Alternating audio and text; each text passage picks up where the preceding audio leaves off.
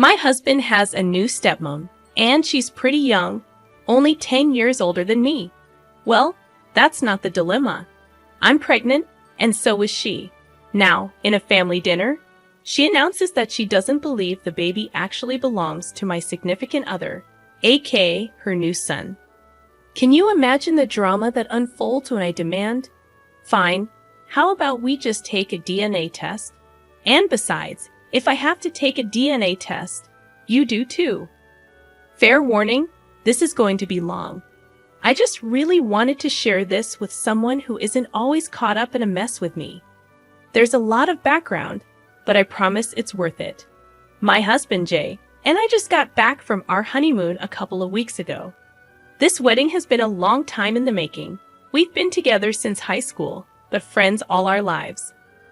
Since we didn't do anything big for the ceremony, we decided to go all out for the honeymoon. I'm talking a month and a half in all our favorite spots across the world.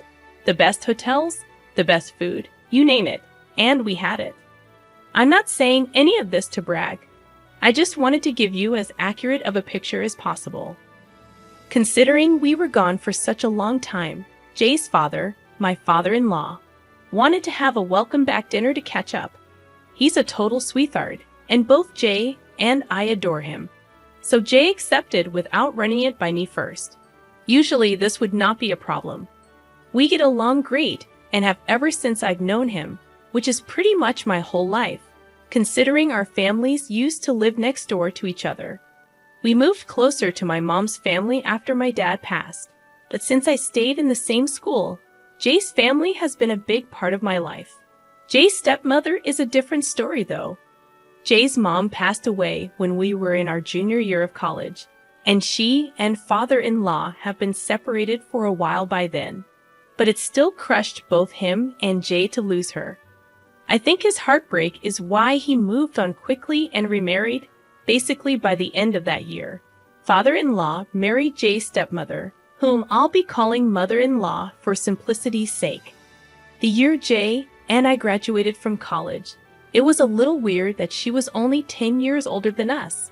And when they had their twins 3 years ago, I was a little concerned about father-in-law being too old to have young children. But I didn't really want to judge someone who's particularly a second father to me, especially since Jay was just happy that his father seemed happy. Mother-in-law, on the other hand, had no trouble judging.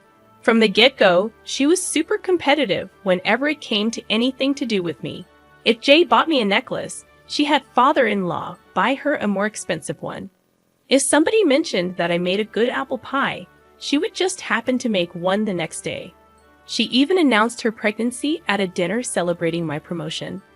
I don't know if she's jealous of my relationship with father-in-law or what, which aside from being super gross implications, is just plain unwarranted. But she's been awful to me since we met. I've never brought it up with my father-in-law because I don't want to cause problems in his marriage. But whenever I've said anything to Jay, he just brushes it off and says stuff like I'm reading too much into stuff. When I brought up the pregnancy announcement, his only defense was that father-in-law was hosting the dinner, so technically she was allowed to announce whatever the heck she wanted in her own home. It's been a huge point of contention between us. When we decided to get married, I made it a point that he would have to be on my side from this point on. I get that she was his stepmother, but I was going to be his wife. He agreed, and that was that. So we get married, and I could not be happier. When Jay told me that he'd accepted father-in-law's invitation for dinner, I was a bit hesitant, to say the least. We had just gotten back from the happiest weeks of our lives, and I did not want mother-in-law to ruin that. Jay convinced me by saying that it would be the perfect time to announce my pregnancy. We found out that I was pregnant about 6 weeks before we got married, and we decided not to tell anyone just yet, aside from my mom, who was with me when I did the test. And since we were planning on getting married eventually anyway, we decided to elope. Our families were shocked, but ultimately, my mom and Jay's dad were happy for us, especially considering we've been together for such a long time. Father-in-law paid for our honeymoon as a wedding present, which his travel agent handled completely. It was a dream. I really just I could not imagine how happy he would be when we announced that I was pregnant with his first grandchild. I agreed to go, but told Jay that if mother-in-law tried to pull anything, I would not be tolerating it. Jay agreed and promised to have my back, no matter what. Father-in-law loves hosting dinners in his home. We chose an intimate setting to announce the pregnancy. Things seemed fine when we arrived, and father-in-law warmly hugged both of us. Even though mother-in-law only hugged Jay, we exchanged polite smiles, and I thought that was the end of it. We chatted in the sitting room for a while before moving to the dining room for dinner, where father-in-law served us each a glass of wine. Thinking it was a good time, I politely declined the wine, stating that we wouldn't be having any drinks for the upcoming months. It took father-in-law a moment to catch on, but Jay burst out, "Dad, we're pregnant." This finally got a reaction out of him, and he was overjoyed. Putting down the wine, he gave me a hug, asking when we found out and if we knew the gender yet. Mother-in-law, however, remained completely silent during father-in-law's congratulations and only spoke up when things calmed down, suggesting we sit down to eat. It wasn't her I wanted to share the news with anyway. As we sat down to eat, father-in-law spent most of the dinner asking us questions about the honeymoon and the pregnancy. He and Jay excitedly discussed fatherhood and the kind of father Jay would be. It was heartwarming to see my husband so excited about our growing family. At that moment, I knew I had picked the right man to start a family with. Mother-in-law kept interjecting into their talk, mainly discussing what the twins were like when they were newborns and how Jay's dad had reacted when they were born. Essentially, she redirected the attention back to herself and her kids. When I mentioned the crib we were considering buying for the nursery, she suggested we wait, stating we didn't know where we would be once the baby's born. Confused, I pressed her, and she insinuated that Jay and I might not be together when the baby is born. At this point, I was annoyed and getting angry. I asked her why she thought that, and she brought up our history of breaking up and getting back together. I defended our relationship, stating that every couple has ups and downs, and we're married adults, not emotional teenagers. My voice may have been raised, but considering the accusations, I think it was reasonable. Father-in-law tried to calm her down, but she was determined to say her piece. I told Jay I wanted to go home, and before he could stand up, she insisted he get a paternity test before buying the crib. Father-in-law immediately told her to shut up, and Jay walked me out, fuming on the entire car ride home. I was upset not only at mother-in-law, but also at Jay, who had promised to have my back.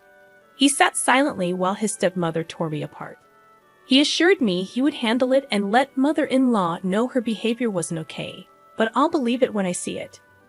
Crushed by the hurtful words from someone important to my husband and father-in-law, I've only confided in my best friend, who thinks mother-in-law may be jealous of the relationship I have with Jay and father-in-law. I hope this isn't a sign of how my pregnancy will go, and if anyone has had similar experiences, please share below. More than anything, I'm just upset that what was supposed to be a happy moment got ruined by my mother-in-law. Top comments from the original post express similar sentiments. Comment number 1 states that this isn't just a mother-in-law problem, it's a husband problem. The commenter points out that the husband should have stood up for me the moment the mother-in-law opened her mouth, especially after promising to have my back. There's concern about whether this is a recurring issue, and if the husband will continue to remain silent in the face of such situations. The commenter suggests reaching out to a support system and preparing for a potential future of defending myself and my child if the husband doesn't step up. Comment number 2 takes a different perspective, suggesting that the marriage might have happened solely because of the pregnancy, not mature love. The commenter speculates about the possibility that the baby isn't the husband's, hence the mother-in-law's demand for a paternity test. There's an implication that the mother-in-law might know something that the father-in-law and stepson don't. The commenter advises me to admit any jealousy towards the mother-in-law, projecting that she married a stable family man while I was strung along for 10 years with an on and off again boyfriend. In the first update, I acknowledge the husband's failure to defend me adequately and our subsequent discussion about the need for him to speak up sooner in the future. There's mention of the impossibility of limiting contact with the in-laws due to Jay's work with his father, who runs several restaurants. The family's closeness is highlighted, and the difficulty of implementing low or no contact during pregnancy is explained. The update concludes with relief that an upcoming family event won't involve seeing the mother-in-law. Moving to the actual update, a dinner meeting is arranged with the father-in-law and mother-in-law to sort things out. Despite my preference for a neutral location, the father-in-law insists on hosting again. The dinner doesn't even begin before Jay addresses the issue, expressing regret for not saying anything the last time. He firmly informs his stepmother that her suggestion was ridiculous and unwarranted, emphasizing his trust in my loyalty. Father-in-law apologizes for letting the situation persist. When the mother-in-law attempts to apologize, I request that she waits until I've spoken. I acknowledge my raised voice, but explain that it was warranted given the implications of her statement. I agree to a paternity test, but only if she undergoes one as well, pointing out the inconsistency in her questioning the parentage of my unborn child, while never questioning her own children's paternity. When I tell you that I've never witnessed a grown woman losing her composure as loudly as she did, you'd be genuinely shocked by the volume she reached. She immediately tried to throw herself at me across the coffee table, her words becoming completely unintelligible by that point. I won't repeat the things she said to me, but Jay and I removed ourselves from the situation right away. It's been a day since we went over, and Jay has been on the phone with his father almost continuously since the twins have been with Jay's aunt since yesterday afternoon. I think they'll remain there until father-in-law can get my mother-in-law to calm down. This is definitely not over yet, but I hope everything calms down soon for the sake of the children. Update number 2. Before I go on with the update, I want to thank everyone who read and responded to my initial post and update. They were long, venting out years of built-up stress into these extensive texts. I'm grateful that people took the time to reply with their experiences. Despite the unfortunate commonality of similar stories, it's hopeful to hear about situations that have improved. I've received mixed responses about agreeing to the paternity test only if she did it too, which I expected. Honestly, it's the only solution that seemed moderately fair to me. Anyways, on to the meat of the update. I did end up going through with the test. As insulting as it was, I knew that if I didn't, there would always be that lingering shred of doubt. And that's not the family I want to bring my child into. I chose a doctor who runs his own practice, a friend of mine. He collected the samples, and the results would be available in a few days. Shockingly, the child is my husband's. Jay wasn't surprised when I told him, but I could sense some tension released from his conscience. Considering the emotional turmoil my mother-in-law put me through, I didn't stop there. I didn't do anything drastic. Nobody was harmed. My condition for going through with the test was that mother-in-law gets her own children checked, and I intended to go through with that regardless of her participation. The twins were with Jay's aunt, and I managed to get Jay's cousin to get a cheek swab of each of them, just to bring to my doctor friend. We ran the twins against Jay, which served the same purpose. The emotion I felt when it came back that the twins were not related to Jay was mixed. On one hand, I was vindicated that mother-in-law had been projecting, but on the other hand, the lives of these innocent children were about to be uprooted because their mother had to butt into other people's business. Currently, the only person aware of these results is Jay. We're taking some time to decide on the next step, as we don't want to harm the twins, regardless of whether they're related to Jay. If anything comes of it, I'll post an update, but for now, we just want to do what's best for our family. Update number 3. I'm gutted, absolutely gutted, and have no idea what to do. I feel completely blindsided and betrayed by the man who promised me forever and is now siding with a woman who verbally abused me in his home. Father-in-law and mother-in-law called us over yesterday afternoon. I had hoped that mother-in-law had finally come to her senses and was ready to apologize for everything she said to me. Unfortunately, I could not have been further from the truth. Upon arriving at the house, I already knew that something was off. Father-in-law usually greets us at the door with a warm hug and smile, but this time, he just held the door open silently and then went to sit beside mother-in-law in the dining room. No tea and snacks in the sitting room, no quick catch-up, nothing. We followed and sat down across from them. Father-in-law passed us a stack of papers and asked us if we knew that they were the results of the paternity test that my friend had performed for my child and the twins. I was completely caught off guard, as there was no way that father-in-law and mother-in-law should have access to those documents, as neither Jay nor I had contacted them about it. Jay was just as confused as I was, but father-in-law did not give us time to process anything before passing us another set of papers, both regarding the twins' parentage. It stated that Jay was the half-brother of both twins, which clearly contradicted the results on the first set of papers. Father-in-law explained that they had conducted a DNA test at a local clinic, saying that he had recently run a DNA test for the twins at the request of a relative. He felt obligated as a doctor to inform the parents of the situation. My friend had contacted father-in-law to tell him about the paternity test that I had him perform on the twins. But he didn't stop there. Father-in-law revealed that my friend sent over the results along with edited documents that stated the twins had no relation to Jay. My friend told him that I requested the documents to be edited. Jay asked me if this was true, but I was so caught off guard by the betrayal of my friend that I just froze. Unfortunately, father-in-law took this as an invitation to keep speaking. This is a man I've looked up to for most of my life, whom I held as a father figure after the death of my own father. And he had no remorse in telling my husband, his own son, that my friend had edited the results of my own paternity test. He had absolutely no empathy for the fact that I just wanted to give my child the best possible father it could have. I wanted Jay to be the father. I just don't see what father-in-law gains from tearing down everything that I was trying to build for my family. The whole time, mother-in-law just sat there with this stupid, smug look on her face, not saying a word. It was her fault any of this was happening in the first place, and she just sat there and smiled at me as though I was at fault for wanting to ensure that my children had a stable life with a reliable father. Jay was absolutely livid.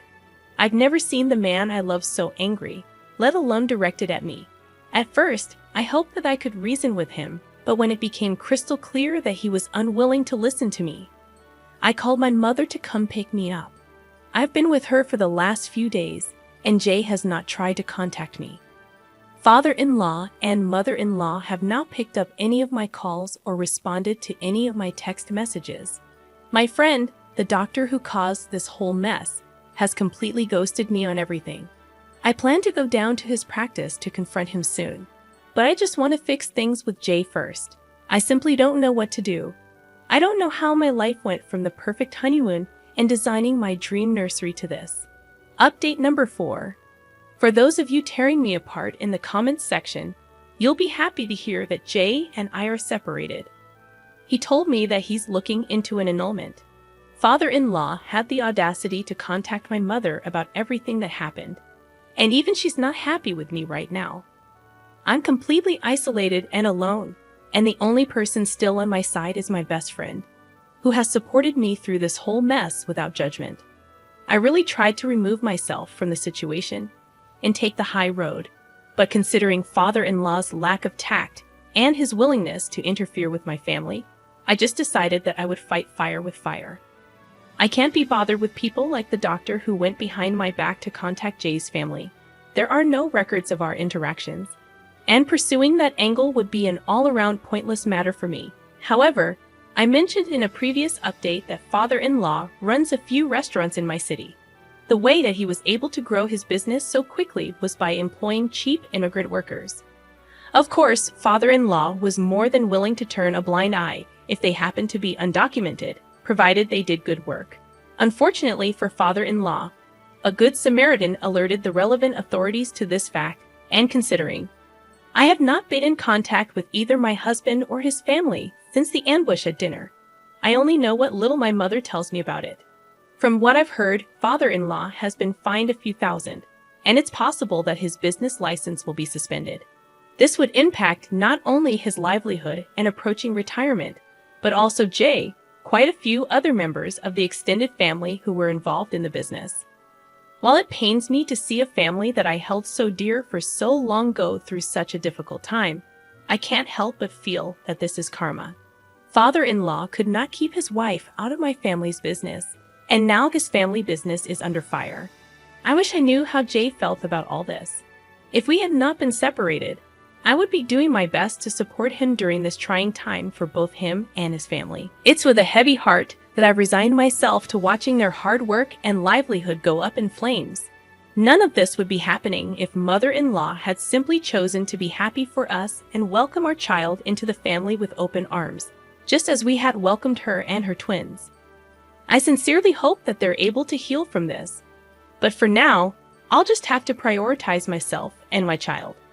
I don't have time to care about their family drama anymore. Update number 5. I never thought I'd be coming back to update, but since my last post, here I am. I don't know what ended up happening with my former father-in-law's business license, and frankly, I don't care. Jay and his family are dead to me, and they can continue living their picture-perfect life far away from me. I do know that he had to pay a hefty fine, and one of Jay's uncles, whom Jay was never a fan of, has taken over father-in-law's position for now. Overall, I'm more than happy with how my life has gone since exiting the toxic family. I've moved back in with my mom, who loves the company. She's come around to my point of view, given her desire to have a healthy relationship with her grandchildren, which I was so happy to see. The biggest update is that I've since started seeing the soon-to-be father of my child. We connected during a break that Jay and I were on before our engagement, and have since reconnected through a friend of my best friend. I'll be due any day now, and the father of my child will be by my side every step of the way.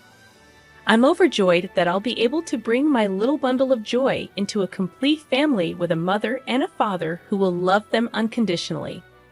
So, thank you to those who commented on and interacted with my post positively, and to those of you who DM'd me support and my choices despite the onslaught of hate and ridicule from other commenters. It means more to me than I could ever express. I hope that each of you was able to find a happy ending that I know we all deserve. Top comments from the original post and all the updates. Comment number 1. I'm just glad everything worked out for you in the end. I know I'm going to get attacked from commenters into oblivion, but I don't care. You clearly have so much love in your heart for your family and your unborn child, and you just want to create the best possible life for them. I completely empathize as someone who grew up in a broken home with parents who were constantly at war with each other. I wish that my mother had done what you tried to do. Lord knows we would have had a better life today if she did. All the love and light to you and your kid. May your little family find peace away from the mess in your past, and may your relationship with your partner grow stronger every day. Comment number 2. I don't even know what to say. I mean, lady, you're crazy. This is what they say, don't stick your something in crazy. Did you report his father to the authorities? You might have gotten this man's livelihood taken away.